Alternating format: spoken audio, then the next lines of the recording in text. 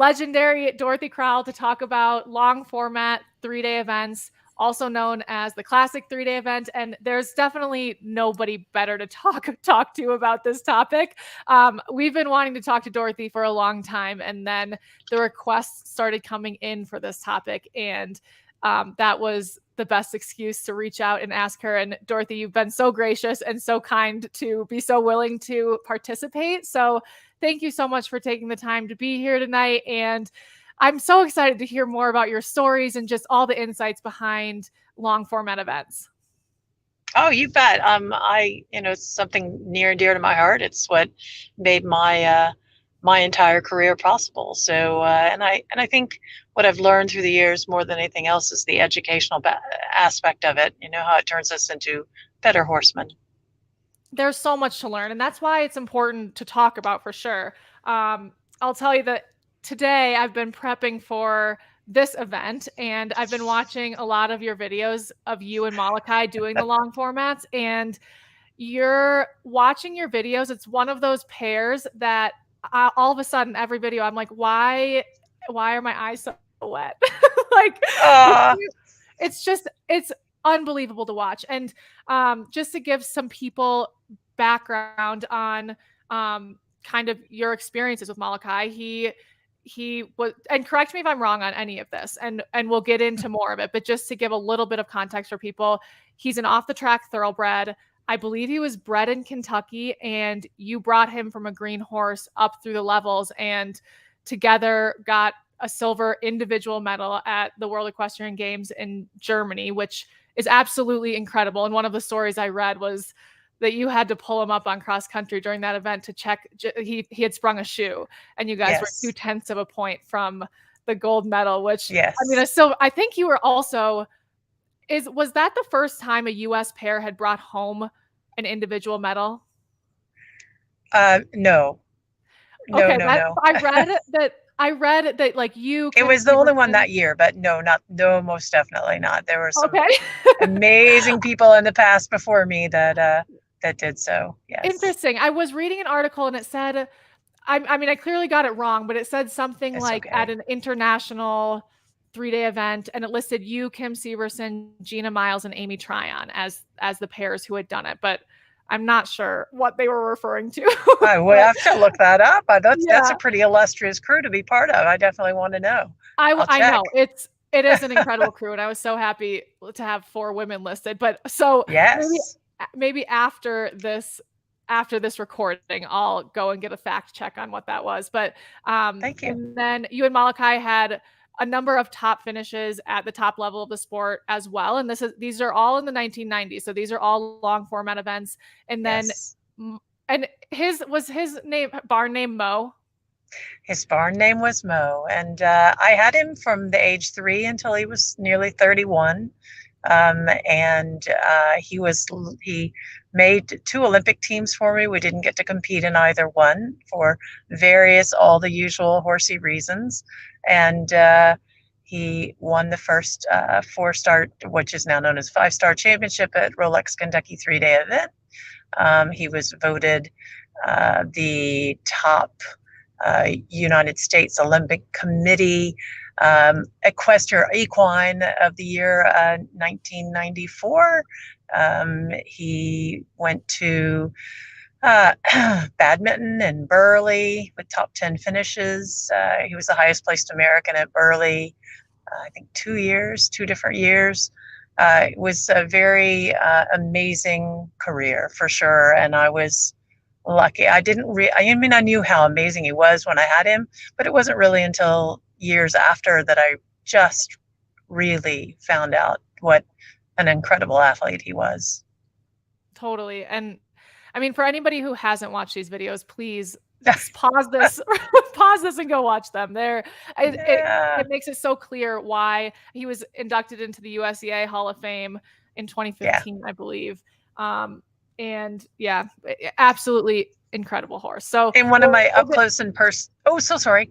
I stepped on you. And in one of my up close and personal videos that they did for me for the Atlanta Olympics, it starts with me saying he is the equine Michael Jordan, and the producers jumped on that, and it's such a cool moment because they show Mo taking off to jump over a big corner, and they show Michael Jordan going up to dunk a ball at the same time. It's awesome. I'm from Kentucky, so I love basketball, so they couldn't have done anything more special for me. Absolutely. I watched that today as well, and it was a very cool, like, phase in, phase out, side by side they did of those two Yeah. athletes. Okay, so before we jump more into the long format, well, one thing that I wanted to mention to you when I said that you're someone that we've been really hoping to be able to speak with is Kinsey and I were at the USEA convention this year, and somebody who sits on a committee with you came up to us, and the person was like, things are going okay. And they're like, what the highlight has been for me though is how cool Dorothy is. And I was like, we have to meet her. So oh wow. Yeah. Wow, that's intimidating. Yeah. So the reason that came to mind is because clearly you're still involved in sitting on committees. But where are you located right now? Let's start with that. And are you coaching or are you competing? What's your current status? Well, right now I'm sitting in a parking lot, the Flying J parking lot of a truck stop in Reddick, Florida, because that's where I have the best signal to do this. We sold our farm this past fall. We moved down. We actually closed on Valentine's Day, and we moved down the very next day, February 15th. I became an official Florida resident, registered to vote here and everything. Pretty weird after 59 years of being a Kentuckian. Wow. How are you liking Florida? Well, I haven't really, the dime hasn't dropped yet that I'm not taking the horses home because I've spent so much time down here in the last 30 years, in the last 5 years specifically, developing a piece of property in Reddick. So I just don't think it's quite, I probably still think I'm going to be packing up and going home at some point. That makes sense. I love it though. I love it down here. That's why we moved down here. Yeah, good. And how many horses do you have there with you? I'm retired. I have two. 2 horses. So you're not coaching. Are you competing those two? I am I've sort of switched careers. I still coach if somebody wants me to, but I am now my business is called Medalist Designs, and I am a farm, barn, home designer. In looking for our retirement farm, I realized that the people that put these farms together really don't know what they're doing, and it just sort of snowballed into a career, and I really enjoy it. I enjoy creating usable, comfortable, and efficient space for people to live and work out of with their horses. That is amazing. I know that people kind of feel that that's a very daunting task. When Kinsey and I started doing office hours, we had them just kind of anything goes. So we didn't have a topic prescribed beforehand. And week after week, people would be like, I bought this property. And they would ask the Ride IQ coach in that case, what do you recommend me doing with these spaces? Or like, what should I do first? Things like that. So we've definitely seen firsthand how that's just, it is a massive task to take on, especially if it's your first time doing it. And after 40 plus years of living on the other side of it, it's kind of natural for me. It's like falling off a log. Like I look at a piece of land and know exactly where everything should go to be the most efficient and easy to use. So it's a talent I didn't know I had, and I love doing it. So that's my second career. Good for you. That's so cool. And are you doing it just because I'm sure people will be wondering, do you do that for clients exclusively in Florida, or is there a way to do it for people who are not in Florida? No. Yes. Right now I have a client just outside of Cincinnati, Ohio, one in Illinois, and one in Morriston, Florida. So wherever somebody needs help, I'm there. That's good news. I'm sure people absolutely will be happy to hear it. And then the other, as far as coaching is concerned, I am still the clinician at 3 of the long format 3-day events that are held annually. I've been doing that for 12. At what? All coming through. Sorry, that was a call. I got rid of it. But anyway, I do that. I've been doing that annually. I remember when Mary Fike came up to me we won't say how many years ago, but it was a long time, 20, 25, 30 years ago, and had the suggestion of doing a training level, 3-day event. I remember looking at her saying, they'll all die. You're crazy. You can't do that. And now I'm totally converted to the other side. I've seen with the proper education how it can be done in a really fun and safe way, and I love it. I love doing it. That's so amazing. It's one of those things that definitely does. It like sparks some hesitations when you hear about the concept initially, but everyone that I've spoken to who's done it and who's gone through the process of educating themselves and preparing themselves and their Yeah, horse are just, so grateful that that opportunity exists. So, you bet. Kens, I'll let you, because I know we have a lot of questions. So I'll let you Sure. get us started on some of the questions that we got ahead of time for Dorothy. Sure. Yeah, we'll dive right in. So Dorothy, can we kick this off with you saying in your words what the differences are between a long format 3-day event and just your standard horse trial? Well, that's a big one. When I stand up at the different, and we've got to be careful because in the current lingo, it's really not a long format. Long formats are FEI starred events. We are a classic format, and so the difference, I mean, sadly, what I usually say is there's just a whole lot more ways in which you can get eliminated. But that's why that's why we're there. We're all there to try really hard to help you navigate and have the best time with your horse, because at a normal horse trial, between the dressage, the cross country, and the show jumping, you might actually, over 3 days or 2 days, or even 1 day if you're doing a 1 day, be on your horse for a total of maybe 10 minutes, not competing, on your horse competing for a total of 10 minutes. At a 3-day event, you'll be on your horse for over an hour in total. So it's just that. It's so much more fun. There's so much more time with your friend and your partner. The magnitude of what you're doing requires homework. And and that's daunting and intimidating, and sometimes will turn people off, but anytime you've done the homework and then you go and you are successful, that is that much more fulfilling. So I think that is huge. I think that you start learning more about your horse as far as all of the things that happen when you're out of the saddle and how important they are to produce the horse, his fitness and his emotional, physical preparedness, and yours as well. So those are some of the different things. And then the main thing is that usually the dressage, if you're doing starter, which we're going to try to do, starter, beginner, novice, or training, normally at a horse trial, you're in the small arena. We put you in the big arena, which is pretty special.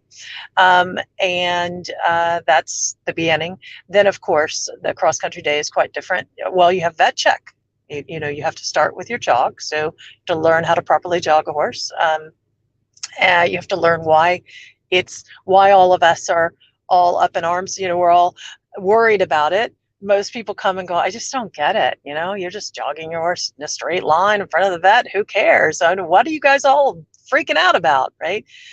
So we try to open your eyes a little bit about that, about how to present your horse, what to wear, what to run in.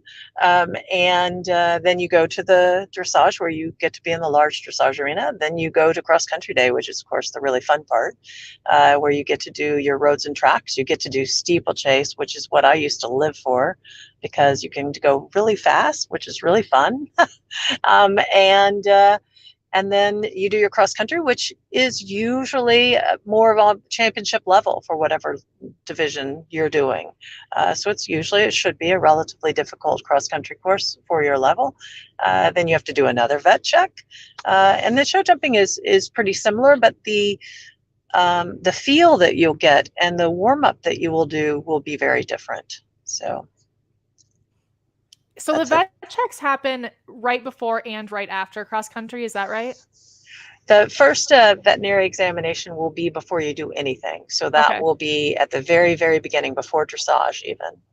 And that's just to see that your horse is sound, healthy, and the vets feel that he at least appears to be fit.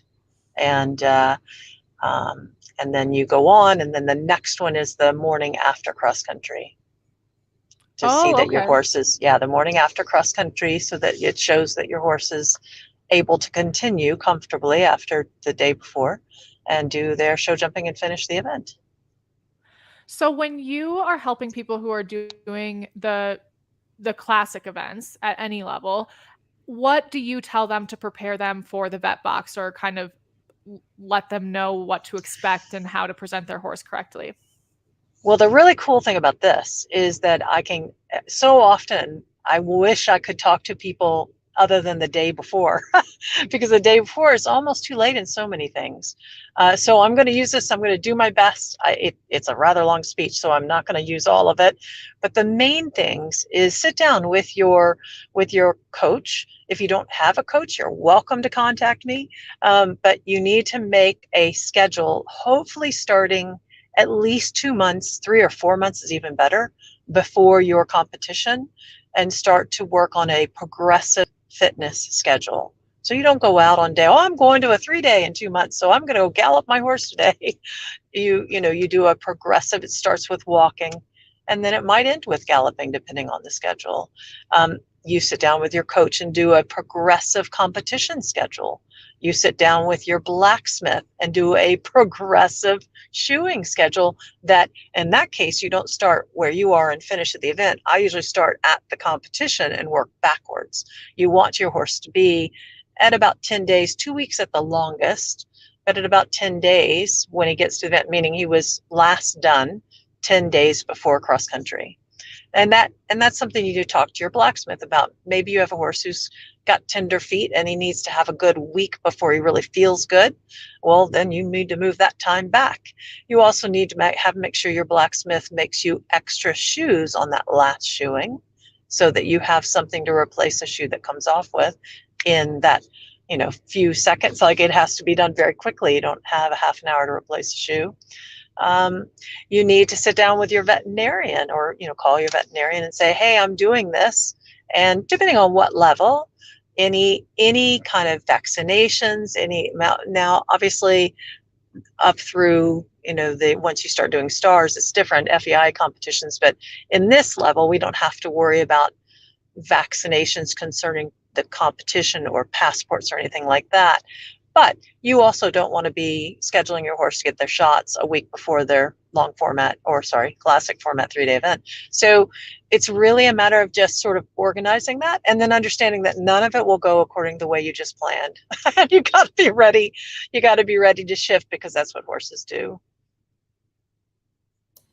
Yeah, I think, there's so much to learn from these competitions that it's just so exciting to be involved in one. And not to go off on a tangent here, but I was fortunate enough, probably like 15 or so years ago, to do a training 3-day training classic 3-day in Ocala on my quarter horse paint at the time. And it was the world's best experience. So anybody who can do these, I think it's so much fun. But there's so many questions to ask here, and you have so much experience in this space that I want to ask you a million questions at once. But let's kind of start with cross country day. So roads and tracks is kind of the first new thing you do on cross country day. How do you think about that? And is that really a replacement for warming up? Like, are you supposed to get on your horse and just go out into roads and tracks? Yes, that's one of the things I tell people. They do not need to warm up for you'll see people get on their horses a half an hour and start trotting and cantering around. Like, no. Literally, once you feel comfortable with it, you can show up 5 minutes before your start time, because you'll be starting from a walk. You can walk through the flags and smile and talk, say thank you to the judge, and then pick up a trot. It is measured for usually a 220 meters per minute trot, which is kind of an average trot. A horse will usually do a kilometer in about 4 minutes at that pace. And if you can beforehand get your wheel and measure out a kilometer somewhere, go around your field however many times and trot it and see how quickly your horse does trot a kilometer. That'll give you a little better idea of what you're doing.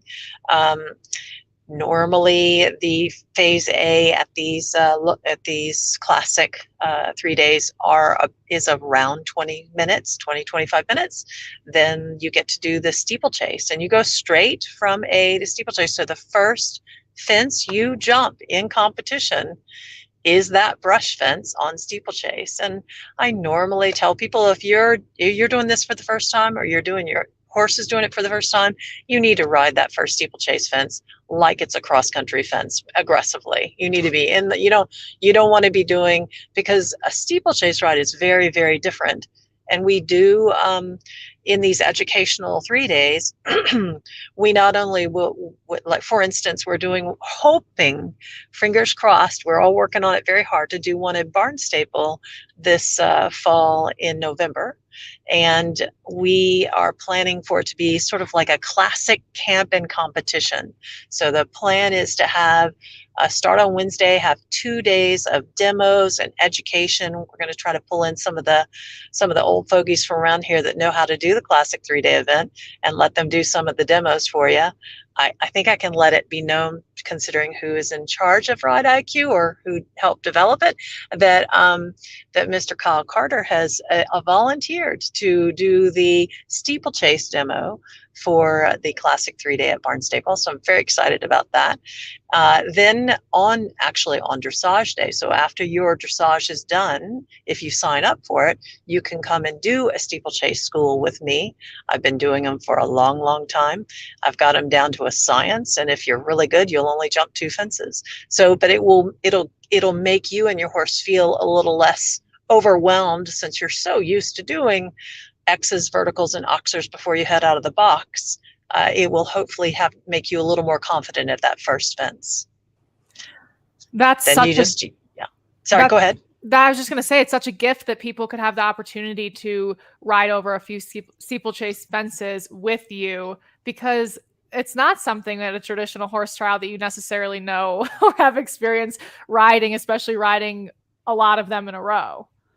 Hey, listen, it's amazing how much a nice, fun trot through the country gets you ready to do that. Now, granted, remember, it's a steeplechase fence, so that means it takes a long time to reach its height, meaning it has a very generous ground line, and its height is brush. So if you really mess up, you can sort of go through it rather than over it, and 9 times out of 10, or maybe 9.9 times out of 10, land on your feet on the other side.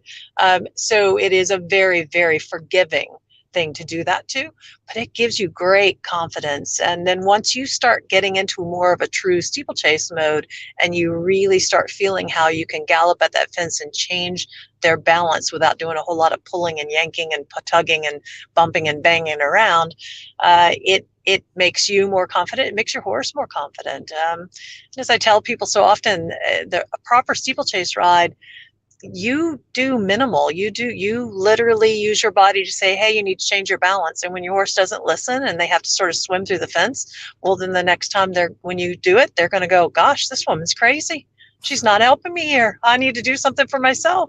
And that makes your horse end up being a partner, a true partner out on cross country. So that's why you hear so often people come back from their first classic 3-day saying that was the best cross country they ever had.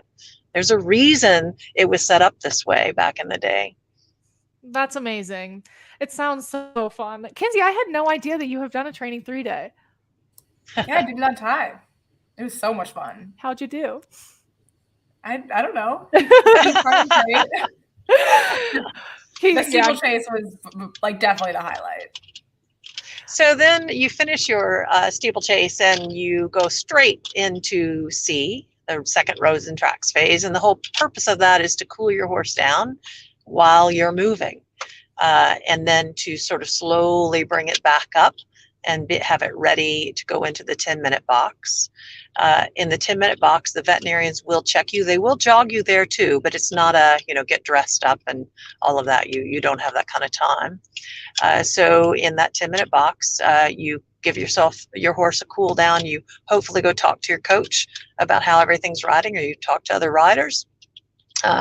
You jog the horse for the vet. You tack it, pull the girth and fix the noseband and jump back on. And your horse, if they've never done it before, at that point is usually very confused about what's going on, because they're pretty surely that was a weird cross country, but I think we're done. And then you head back out on cross country, and I tell people to be ready, because the horse last time came out of the box and got to run and jump around those steeplechase fences. They're going to be pretty encouraged to go forward usually at that point. And that's the fun part. Totally. Okay, that clarifies things for me, because I had heard there was that 10-minute vet box, but then the vet checks happen at the beginning of the event and after cross country. So the vets are with you a lot. Yes. Yes, and that's on purpose. The whole point is to make sure those horses are ready and fit to continue. Totally. And for roads and tracks, and then steeplechase, and then roads and tracks, is there an optimum time for each of those, similar to cross country? So you're starting to get penalty points if you're too slow? Yes, there are indeed. It's an optimum time. You're 1 point per second if you're over. Excuse me. At this point, there are no speed faults. At that point, the concept is it is an endurance test. So if you come in too fast, you are unnecessarily using up your horse, and you will undoubtedly pay that price later on when they need that energy on course. So hopefully that will continue to be the case. And they do have speed faults now on the cross country, but not on A, B, and C. Okay. And is the speed the same for phase A and phase C, or do they let you go slower to cool your horse out for phase C? So normally it is 220 meters per minute on A. Then steeplechase is usually run at the level above you cross country. So if you're doing training classic 3-day, your steeplechase is usually 520, which is the normal preliminary cross country speed. And by the way, that's what I tell people: if you're trying to get fit, or if you want to know if your horse is fit enough, you want to technically have them fit enough to do the level above. So if you're doing a novice classic, you want to have your horse fit enough to do training level horse trial. If you're doing a training classic, it's fit enough to do a preliminary horse trial. That's sort of a decent rule of thumb to follow. Anyway, back to A, B, and C. C is usually done at 160 meters per minute, which is a little bit of walk and trot. It's you're going to have to sort of play it by ear with your horse. That is new. In the old days, they only made it 160 or even 190 if it was hot. But I actually haven't been one yet, hot or not, that C wasn't 160. So I think that's probably become the norm. Got it. That's all. I mean, it's a lot to keep track of on the day, and I think it's a lot more than like eventers today are really used to. We're used to like the one optimum time, the one speed. What do you recommend people who are doing this for the first time in order to kind of keep track of all of that and not tire themselves and their horses out too early? Well, the course itself is measured and marked. So you will know when you get to your first kilometer, you'll look at your watch and see, and you've probably, or maybe not, it's been long enough ago now that maybe you don't remember seeing people with the magic marker marks on their arms where they wrote their. I usually used one of the bands you use on your arm for your medical card, and I would just use an index card and write it on that, stick it on my arm, because it was a little better when it's raining. If it's raining, sometimes the magic marker will come off, even though it's permanent. And that helps you, that's sort of your guide. But I mean, if you want to, you can take a map out there. If you can look at it while you're trotting along, you can take a map. It is, and also at these educational classic formats, for instance, the ones I do, they call me the mother hen. I mean, that is what I'm there for. I give out my cell phone number. I'm like, you guys call me if you get nervous, confused. That IEA a couple of weeks ago, I was driving people around on the golf carts because they couldn't, for whatever reason, hack A, B. And normally they allow you to hack A and C before you do it in competition so that you really feel comfortable with it. But maybe their horse, for whatever reason, couldn't do it. So I would take them around on golf carts. I mean, we try very hard that before Saturday, you feel really comfortable with what you're doing. You're not nervous about it. Like I would, on that first day when I do my little spiel, my first spiel, you would see all the first timers with their eyes, they look like deer, in the headlights. And then hopefully by Friday night, even Saturday morning, they looked normal nervous, not terrified nervous, but normal, good nervous. So that's what we aim for. Thank you for everything you're doing, Dorothy, because I can just see how you're giving people the confidence to do this and helping them be able to do it. And it's so special. So people are very I love it. lucky to have I love you. it. Yeah. Oh, you bet. No problem. I love doing it. So you mentioned A and C, you can hack it. One question, is that just because it's an educational event? Like back when you were doing long formats, were you walking it? Yeah, well, you didn't walk it. You went. They took us normally what they did is they took us around in wagons, flatbed wagons. You go out in the wagons with a tractor. The tractor would be pulling you, and I would take notes, and I'd have notes everywhere. And sometimes you had to go walk some of it, but it's not really, because back in my day, we're just compare and contrast, right? So a training level 3 day might have a 20-minute A, and then your 3 minutes on B, on steeplechase. Then you'd have another 25-ish minutes to 30 minutes on C, and then you'd have your maybe 6-minute cross country for a training level classic. An old 5-star, what would be now known as a 5-star, we'll call it now classic 3-day event. You'd be out on A for about 45 minutes. You'd be out on B for 4.5 minutes at 660, which was so much fun. Then you're out on C for over an hour. Then of course your 10 minutes, and then your D, your cross country, was 14 minutes long. So it was a very different, very different endurance test from what it is now. But I will tell you, I don't think, and I know you guys have heard this already, but it sounds impossible to believe that a horse that is fit enough to do those kinds of numbers is the same fit as they are now, where they don't do any of the A, B, or C, and they're out on D for 10, maybe 11 minutes. So how could that be comparable? And I'll tell you exactly how, because for the most part, the jumping efforts are the same. So you have the same 40 jumping efforts, not numbers, but efforts out there on course, only now it's jammed in 10 minutes. And it is really remarkable how important it is when you've just done a really hard group of fences to let your horse just canter and breathe and relax for a good 2 minutes of just cantering, or not cantering, you're galloping, right? You're going 590 or whatever it is. So you're galloping, but it's still no pressure. It's a moment to breathe and think.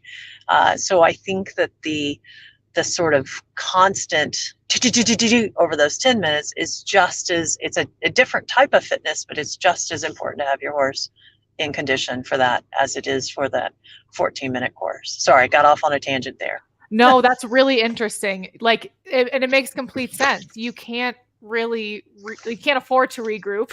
you can't take a deep breath. Your horse the same. So I did read that the stress on them is similar, which I was surprised about. So I'm glad you mentioned it.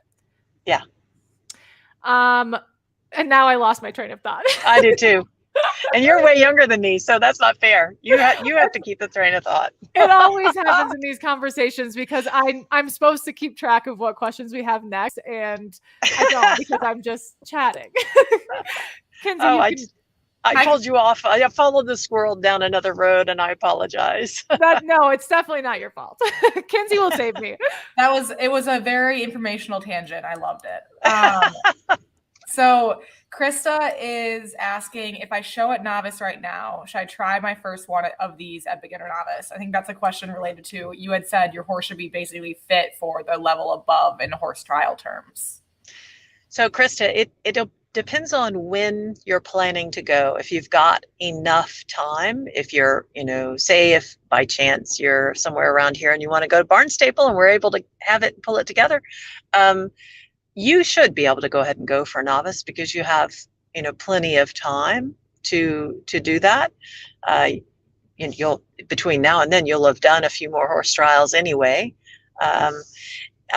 But it isn't a bad idea to experience it for the first time at a level below what you're comfortable, so then you're not at all concerned about the actual competition part. You're real confident about the dressage, you're real confident about the cross country, and you're real confident about the show jumping. So you're just absorbing all this new stuff that you're doing. It's not a bad idea and a great question. I think Krista does kind of have her eyes set on Barnstaple, so hopefully that can happen. Oh yeah, we're working hard. I'm very excited about it. As soon as I moved down here, I looked around because every time I've come down here, it's always been with that sort of upper level mindset. And I did a camp, and I was one of the coaches at a camp. And that's when I realized, there's a really great group of amateurs in this area. Why don't we have a classic? So that was the beginning. That's so awesome. We're going to try. There definitely is a great group of amateurs out there. Maybe Kinsey and I can come spectate and cheer everyone on. Oh, you're going to do more than that. We'll put you to work. Put us to work. Okay. Yep.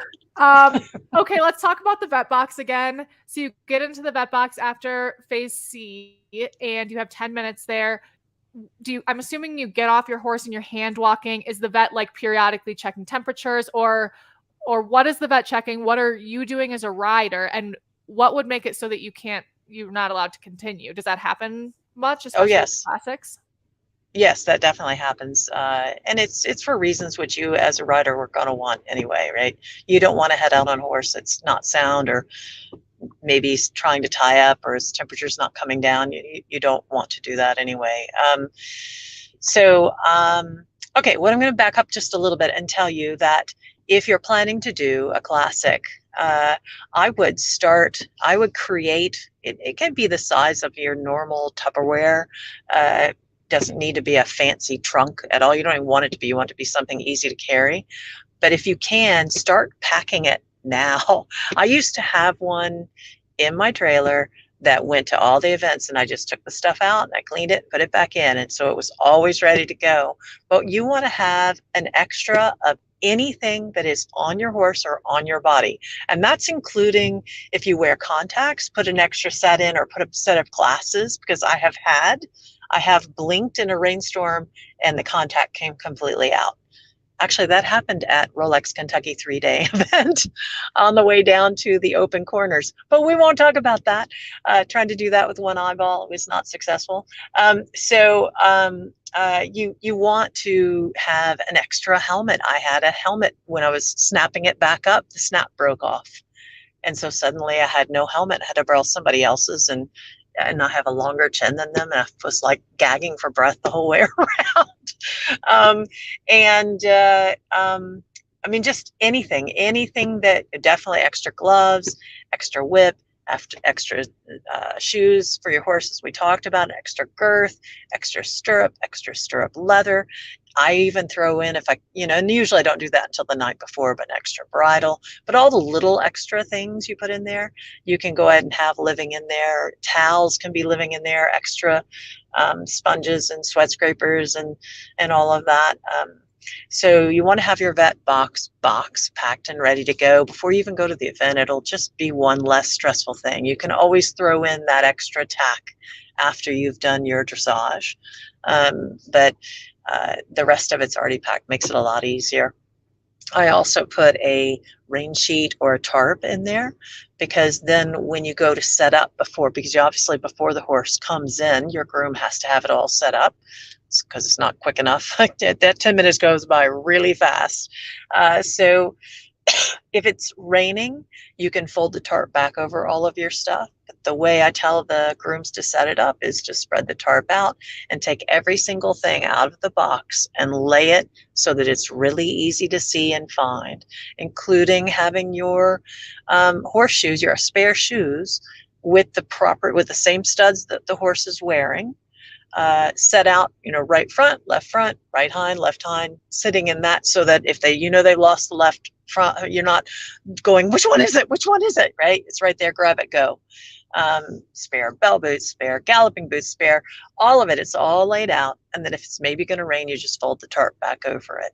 I tell them to bring usually 4 what we call, or what my age group calls, pickle buckets, because we used to steal them from McDonald's. It's what McDonald's brought in Burger King, whatever, fast foods. They would get their pickles in them, and we would go and steal them, and they smell like pickles. So you always put vinegar in for a long time to get the pickle smell out. Now, they're have all the logos on them and everybody, but you want those 5 to 7 gallon wash buckets, usually 4 of them, sponge and a scraper in each. You want a separate size bucket that is easily identifiable, like a little feed pail, is the water bucket, because sometimes you put alcohol in the wash water to help cool it down. And if it's really, really hot, I tell people to get a plastic pitcher like that you would use at a picnic or 2, because it's a much more efficient way to get a high volume of cold water on your horse quickly. Excuse me. So I would set up a little pit strut, like a strip. You'd have 2 buckets on each side, water bucket in the front, lead your horse in. Well, the first thing that happens when you get into the box is you get off and the vets come to you and you stand away. Nobody touches your horse while the vet's working on them, because vets have gotten kicked when horses didn't even know what was happening because they were thinking about somebody else doing something else, and suddenly the vet went to stick a thermometer in their bum. So you stand away. They do the TPR. Then your groom hopefully takes your horse. You ask your timer, and you will be assigned a person that will keep your 10 minutes. How long? You walk up to him and say, how long do I have at this point in the box? You ask your veterinarian, how do my numbers look? Is my horse's pulse, respiration, and temperature normal, worse, better? How does it look? And then that will help dictate how aggressively you cool your horse. Unless it's incredibly hot, I tend to tell people not to take the saddle off, because it just takes too long. So you put the stirrups up, put a towel over top of the saddle to help keep it from getting wet, loosen the girth, and do 1 cool scrape, walk the horse quietly, another cool scrape, walk the horse quietly. And usually after about 4 minutes, they'll come and get you. They'll take your TPR again, or your horses, and then they'll have you jog, and you might have time for another bath. You might not need it. At 3 minutes before you're supposed to go, which is just 1 minute later, you are then supposed to adjust all of your tack, make sure the bridle is tight, the noseband's tight, the saddle's been moved back forward and is where you want it and is tight, and everything's wiped off. And at 2 minutes, you're supposed to get back on and start getting ready and heading over to the box. So big bam boom, it happens quick. And that's if nothing goes wrong. It's when something goes wrong that it gets kind of interesting. Yeah, I mean, all of that happening in 10 minutes sounds like there's probably a million stories about vet boxes going very wrong. It's my favorite place to be. Always has been. Whether I was doing the old days doing the big time stuff, or now doing the classics, it is a great and wonderful place to be, because people are working at the top of their form, at the best of their ability, and everybody is pitching in to help each horse and rider recover and get out on course. Yeah, it really is so cool. You had mentioned that in the classic 3 days, the cross country courses are going to be more like championship style courses. Are those going to be as you see them today? So kind of like you just mentioned, they're more like just like constantly demanding, or is it going to try to resemble what cross country used to look like with giving the horses more opportunities to breathe and kind of gallop space? Well, they tend to be longer. I mean, so I think it's probably a little more old fashioned, but that's probably going to be up to the course designer more than me or anybody else. And some of them aren't. Some of them. I know I've been the clinician at some where the cross country is, if anything, maybe just a little bit soft because they feel like that everybody's got more things to worry about. But in general, most of the ones I've been to, they've been on the more difficult side. You would not want to do it as your, maybe third or fourth outing at that level, unless you're a professional on a young horse. And it's great for young horses. I used to take my young horses to them all the time. It is a wonderful experience for a young horse. Good confidence booster if they take it right. Well, I mean, it teaches them how to go cross country. It teaches them, this is how you gallop fences. We've now grown up and you get to actually go and gallop a fence. This is how you do it. It's great. That's very cool. You mentioned how your groom will help you in the vet box. Does everybody bring maybe this is a stupid question, but everybody is responsible for bringing their own groom and prepping with their own groom for that event? And that is really not a stupid question. That's actually a good question, and bad on me that I didn't think of saying that. It is one of the main things that I always ask. I have people hold up their hands if they're there without a groom. And then we try to usually, I mean, if I have to, I'll go be their groom. But usually we're able to team up. Somebody that goes earlier in the division will team up with somebody that goes later and share grooms or whatever. And also usually I kind of pull in people like you all. I pull in all the extra horse people that I can find and say, show up whenever you can, just swing in. If I don't need you, I'll send you on your way. But, I might need you, so I just have swing people that come through and I'll say, go help that girl, go help that guy. So, but yes, ideally in the box, you want to have 3 people, one person at the head, one person on either side. And you as the rider would like to go sit down with your coach and chat. That is the perfect situation. You don't want to have more than that. Too many people gets crowded and busy and frantic. And everybody that's there, you want them to be very efficient, but very quiet. Because the whole idea is to bring the horses, pulse and respiration down, not jazz them up. So that's ideally. That's pretty unlikely for an amateur to be able to do at all, if definitely during the week. If there's just one person, it's very helpful.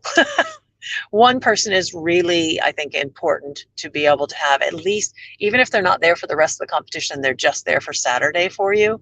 That one person, I think, is very important to have. And then call me and I'll help you with the rest of it. Dorothy, you are amazing. And now I definitely want to attend Barnstaple because I just want to be in the vet box all day helping people. That sounds like an absolute blast. Please come. Yeah, honestly. And is there only one horse in the vet box at once? No. So it's like any competition. They'll start. Sometimes they alternate. They'll start 2 to 3 minutes. Sometimes they'll start 3 to 4 minutes. So no, you can definitely have, over a 10-minute period, 4 or more horses in the box. And then if there's a delay on the cross country, then sometimes they can stack and pack a little bit. And that is one of the things you want to do, depending on when you go. If you go early in the morning, sometimes I would say go and stake my best spot out in the vet box early, maybe even the night before. But you want to go set up as soon as you can so that you have your spot staked out and ready to go. That makes sense. And it's a great tip. So one of our members is asking, related to your young horse comment, she's asking, would you take an appropriately fit 4-year-old to a beginner novice 3-day? Ooh, maybe.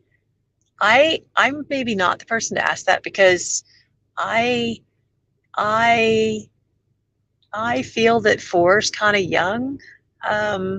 I tended, but I'm going back in my brain. Did I ever do beginner novice with a 4-year-old? I think I did, actually. I think she's probably fine now that I think about that.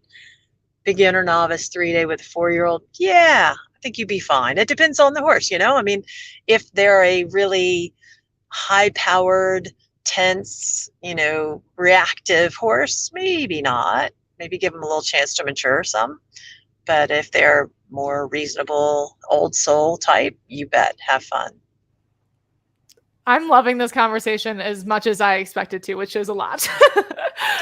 Thank you. One thing that came to mind is you mentioned like asking the vet in the vet box, how are my horse's numbers looking? I can imagine that a lot of people don't really know where their horse's numbers should be or normally are. So as people are prepping for the event and getting their horses fit, how do you recommend them working in taking those vitals themselves, or do you recommend that? Yeah, absolutely. Box? Yeah, that's part of the conversation you have with your vet. Hopefully, even 4 months out, if you can start as early as possible, you say to your vet, I plan to do this. I need to learn how to do TPRs. And then you do them after, when you do sit down with your coach to do a progressive schedule, or call me if you have to. Then on those fitness days, on that schedule, you'll have usually about once a week a fitness day.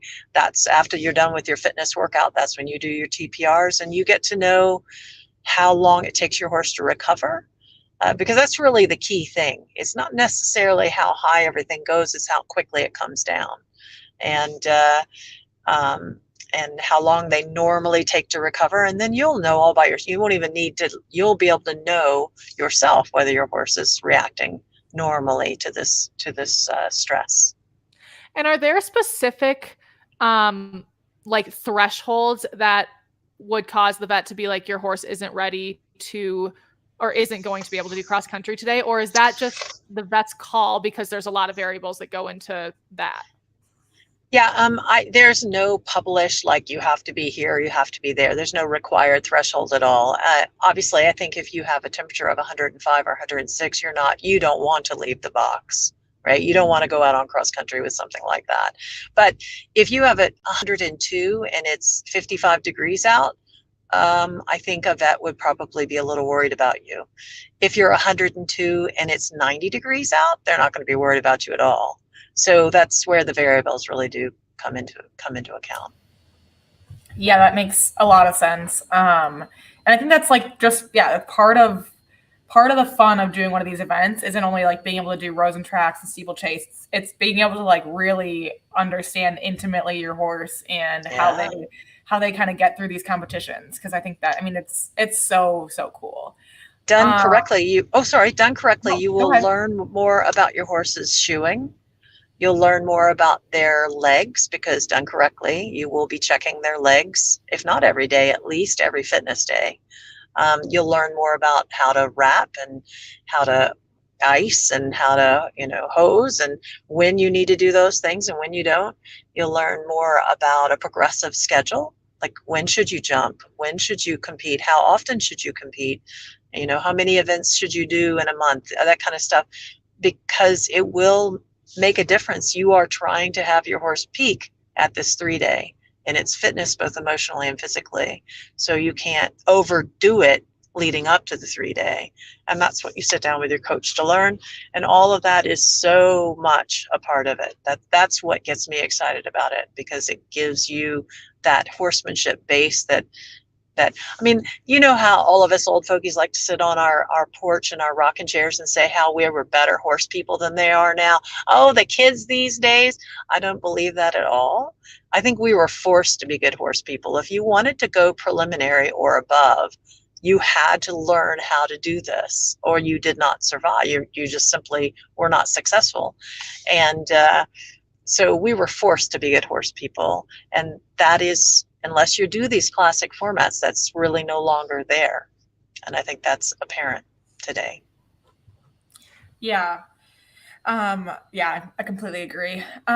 So what is the difference from a horse trial in the aftercare from on a classic 3-day on cross country day versus how you would do it at a horse trial?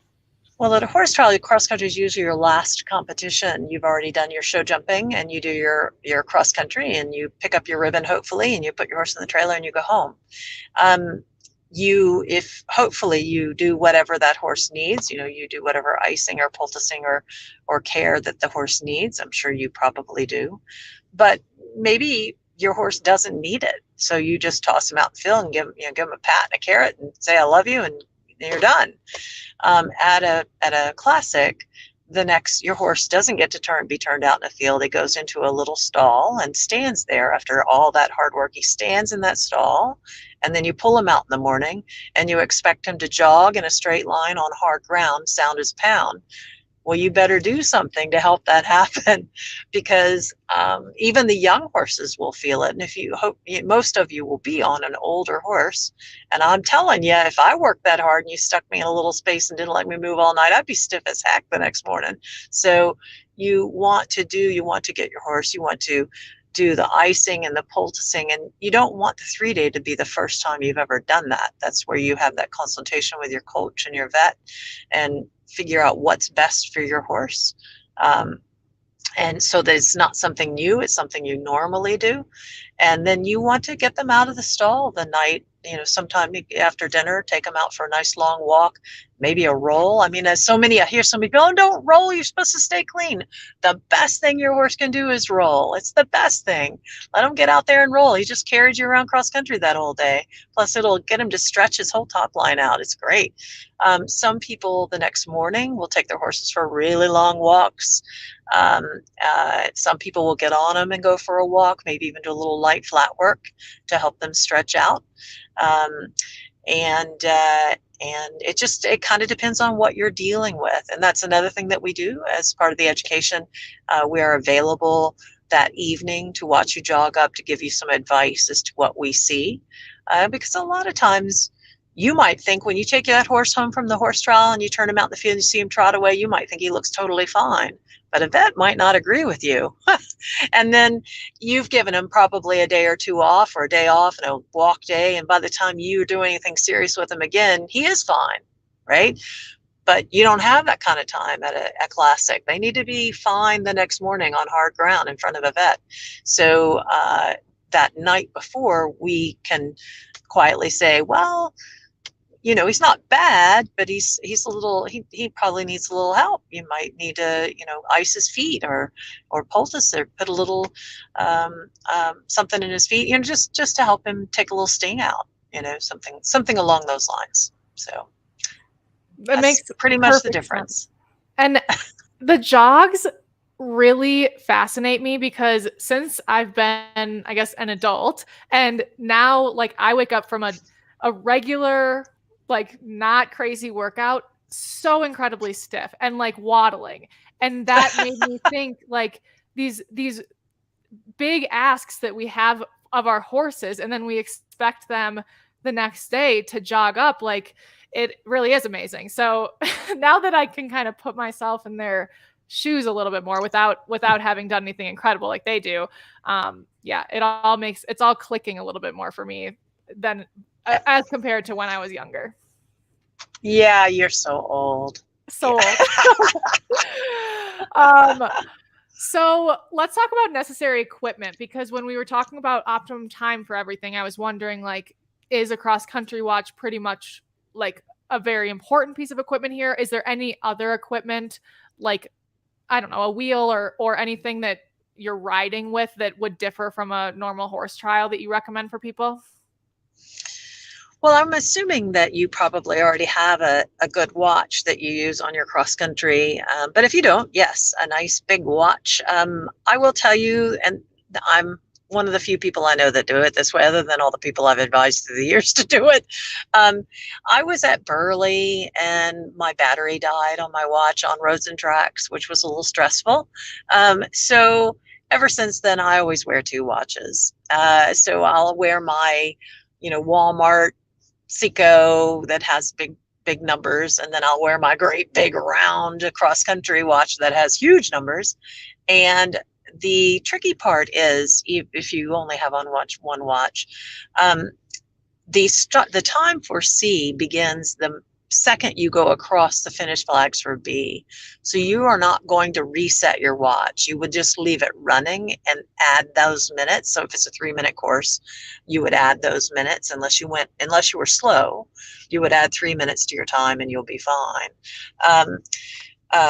But I'm not great at math, and that would sometimes confuse me. And I would look and go, oh my gosh, I'm really late. And then I'd canter and they go, wait, no, I was supposed to add 3 minutes. That's just me. So I would wear 2 watches. And before I started on B, I'd put my little Seiko watch back to 0. And then as I went through the finish on B, I would punch that one. And that would be, so I have 2 ways of doing my time, but that's just me. Other than that, maybe the armbands, you can put your little index card in there with your time, all your times for A. You don't need to do B, you know what that is, but A and C. Equipment, probably just your vet box equipment really is the main thing that's really, really different. Your spare shoes, most definitely. But I think as far as just basic equipment, you're going to go out on cross country with the same stuff that you go out normally. Yeah, that makes sense. Well, Dorothy, we've already been on here for an hour, and this has been so much fun. And I think there's just so much we can learn from you, and we really, really appreciate you taking the time. As a last question, or last few questions, I'd sneak them in here. Just so we hear from you quickly, how long should you expect to give your horse off after a classic event? Oh, that's a good question. So once again, it depends on the level you're going. I would say any level, minimally 2 weeks. If you're doing above training level, 3-day a classic, probably a little bit longer. I would definitely not plan on. When I say 2 weeks, I mean 2 weeks turned out. Don't touch them. Leave them alone. What I used to do with the old-fashioned classic formats that were such a big load of work to do, I would turn them out. I'd plan on having them out for a month, but I would kind of leave them out until they were following me around, telling me they were bored. Usually after all of that, you've been in their space so much, checking them and being paranoid about them and never letting them alone and keeping them super clean and clipped and and everything. And, usually riding them twice a day for fitness. And you do a fitness work and then you do your regular work. So they were so tired of you that when you turn them out, they're like, go away. I love you, but leave me alone. And then I'd leave them out there until I would walk by and they'd follow me. And I knew then that they were bored and they were ready to go do something. And sometimes that would take a couple of weeks. Sometimes it would take a month. I don't know that you need to do that at this level, but I think you need to really plan on giving them the 2 weeks off. 2 weeks on a fit horse is not going to make a huge difference. You're not going to have to start back at 0. And then I give them another 2 weeks of light work and give them a month before you do your next competition. At least a month. And then, hey guys, if I can just give a quick plug for Barnstaple, I'm really, really excited about it. I think that what we're going to try to do is have those 2 days of education and demos. For those of you who didn't hear me earlier, and we're going to try to have some pretty fancy names doing those demos, including Mr. Kyle Carter doing the steeplechase demo. And then we'll do dressage on Friday with the steeplechase schools with, me, and I'm going to try to ask some fancy names to come by and join me. And then cross country all day on Saturday. And then the plan is to have a bunch of really fun special prizes, not just your usual best dressed and fitness awards, but maybe the smoothest cross country ride, and the just the best, the groom's award. I mean, all of the awards. We're going to do those after vet check Sunday morning, and we're going to have a little brunch, like an omelet brunch, and we're going to try to get somebody fun to MC it and give out the awards, and maybe have little videos from the day before in the background, and then we'll do the show jumping. So I think it sounds like something I want to do. Like, I want to ride in it more than help coach it. So I just wanted to make sure we got that out there. We're trying to make it happen the Wednesday, I think that's the 16th of November, through that weekend, which is, I believe, the 20th. Oh my gosh. Write it on now. It sounds like the best weekend ever. And so it's still in the works. Yes. But it will be open probably in the fall if it's able to happen. I'm just curious. Yes. I'm asking because if there's a way for people to like support it now that would help it happen. I think right now the main thing is, we're, like, for instance, I'm heading out this weekend to map out A, B, C, and just to see that there is a good place to do steeplechase. I mean, that's the kind of where we are now, is getting that. And then we've got to get some sponsorship together. We've got to get the officials to come in, but this is not going to be recognized, so that we can do it a lot more education, and so that we can do it on its own. It's not going to be every other one I've ever done has been part of a normal horse trial, so it's been sort of jammed into the horse trial.